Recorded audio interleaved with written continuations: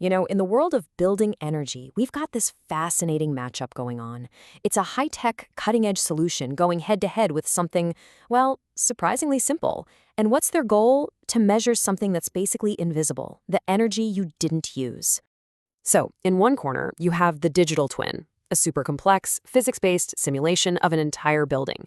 And in the other, just a simple statistical model. Now, you'd think in our world of big data and fancy tech, the winner would be a no-brainer. But as we're about to see, the real world, it doesn't always play by the rules we expect. All right, so let's get to know our two contenders here. Both of them are designed to do the same thing, measure energy savings, but they go about it in completely different ways. It's like having two different detectives, right? Both trying to crack the very same case. Okay, first up on the left, you've got the industry standard, the measurement and verification model, or M&V model. The best way to think of it is as a statistical black box. It crunches historical data, old utility bills, weather patterns, and it finds correlations. It knows that energy use goes up when it gets hot outside, but it doesn't really know why. Now, on the right, the digital twin is totally different. It's a virtual replica built on pure physics. It understands the whole shebang, from the R value of the insulation to the efficiency curve of each piece of equipment. It knows why things change. But hold on. Before we pit them against each other too much, we gotta talk about what they have in common. Because even with their different methods, both of these tools are trying to do the exact same, pretty much impossible thing. And this is the absolute key. They are both trying to answer what's called a counterfactual question. Basically, they're building a model of an alternate reality, a world where you didn't do that big efficiency project. They calculate how much energy that phantom building would have used. The savings? That's just the difference between that imaginary energy bill and the real one you actually paid. Right, so they're both basically cooking with the same ingredients. They take inputs like weather data, occupancy schedules, and they use those to predict an outcome. And here's something super important. You can't just trust either of them right out of the box. No way. Both models have to be carefully calibrated, checked and double-checked against actual real-world meter data to make sure their predictions are even in the ballpark. Okay, so they have the same mission. Got it. But let's be real. On a purely technical level, the digital twin is just a beast. Let's dig into why it's so incredibly compelling. This table really lays it all out.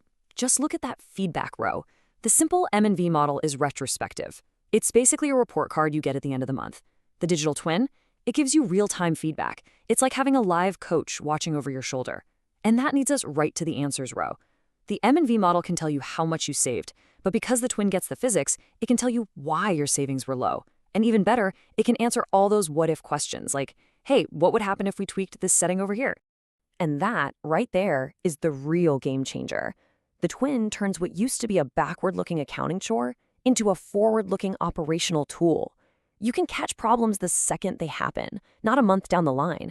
It's all about active, real-time management. So, given everything we've just seen, the conclusion seems pretty obvious, doesn't it? The digital twin is smarter, it's faster, it gives you deeper insights. It's just gotta be the better choice, right? Well, this is where things get interesting. This is where all that slick engineering theory slams right into the messy real world of business, contracts, and yep, even lawyers. Okay, first up, the most obvious hurdle, money. Building a really good, high-fidelity digital twin for a big building can easily cost you $150,000, maybe more. Meanwhile, a standard M&V model, you might get that done for a few $1,000s. That's not just a small difference, that is a massive gap. But here's the kicker, and you might not expect this, that huge price tag, it isn't even the main reason the simpler model wins out so often. The real reasons have almost nothing to do with engineering and everything to do with risk. Think about it. When you've got millions of dollars on the line in a long-term energy savings contract, what's the most important quality in your model? It's not sophistication, it's defensibility. That simple statistical model, which is often just an Excel spreadsheet, is totally transparent. Anyone can open it up and check the math. It's based on industry standards that everyone, from auditors to judges, already knows and accepts. And over a 20-year contract, that simple, transferable spreadsheet is a much, much safer bet than some complex proprietary software that could be gone tomorrow. And that brings us to the core paradox of this whole story. In the world of contracts, the model's biggest technical weakness, the fact that it's so simple, is actually its greatest strength. It's not a bug, It's a feature. So what does this all mean? Is the digital twin just some over-engineered, expensive gimmick? Absolutely not. It just means we've been asking the wrong question. This was never really a competition. It's always been about choosing the right tool for the right job. It all comes down to a really smart idea called the sufficiency principle. All it means is that you should only use the level of complexity that's actually necessary for the task at hand. If you're just doing a simple lighting retrofit, building a massive digital twin isn't adding precision, it's just adding waste. Sometimes the simple model isn't a compromise at all. It's just the appropriate tool. So really, we need to stop thinking about this as a competition. It's not. It's a collaboration. They have different jobs. The simple M&V model is the official accountant, making sure the books are right. The digital twin is the day-to-day operations manager, making sure everything is running smoothly. Here's exactly how that powerful partnership plays out in the real world. The simple M&V model works in the background, serving as the official, legally binding scorekeeper for that big annual savings report. At the same time, the digital twin is on the front lines, watching performance every single day, in real time. So when a sensor starts to drift or a valve gets stuck, the twin can flag it before it becomes a huge problem that tanks your annual savings. The twin protects the savings that the simple model is there to guarantee. So at the end of the day, the big takeaway is this. The best tool always depends on the question you're asking. Are you trying to prove past performance for a contract, or are you trying to optimize future operations?